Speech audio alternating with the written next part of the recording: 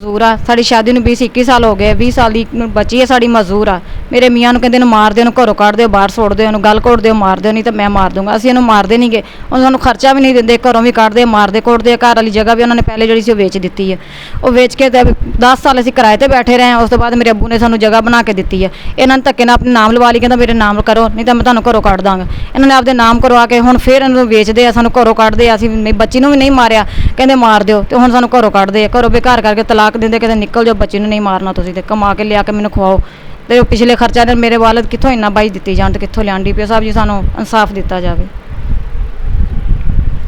ਜੀ ਮੇਰੇ ਵਾਲ ਸਾਹਿਬ ਮੈਨੂੰ ਕਹਿੰਦੇ ਆ ਕਿ ਜਾਓ ਮੇਰੇ ਵਾਸਤੇ ਬਾਹਰੋਂ ਕਮਾ ਕੇ ਲੈ ਕੇ ਆਓ ਤੇ ਮੈਨੂੰ ਘਰੋਂ ਕੱਢਦੇ ਆ ਜੇ ਮੈਂ ਇਹਨਾਂ ਨੂੰ ਕਿਹਾ ਕਿ ਜਗ੍ਹਾ ਨਾ ਵੇਚੋ ਤੇ ਮੈਨੂੰ ਕਹਿੰਦੇ ਜੁੱਤੀ ਪਾ ਤੇ ਨਿਕਲ ਬਾਹਰ ਤੇ ਮੇਰੀ ਆਸ ਮਜ਼ਦੂਰ ਭੈਣ ਨੂੰ ਵੀ ਕਹਿੰਦੇ ਆ ਮਥਾਜ ਭੈਣ ਆ ਮੇਰੀ ਵਿਚਾਰੀ ਏਡੀ ਵੱਡੀ ਤੇ ਉਹਨੂੰ ਕਹਿੰਦੇ ਆ ਕਿ ਮਾਰ ਦਿਓ ਬਾਹਰ ਸਿੱਟ ਦਿਓ ਤੁਸੀਂ ਇਹਦੇ ਬਦਲੇ ਘਰ ਬੈਠੇ ਆ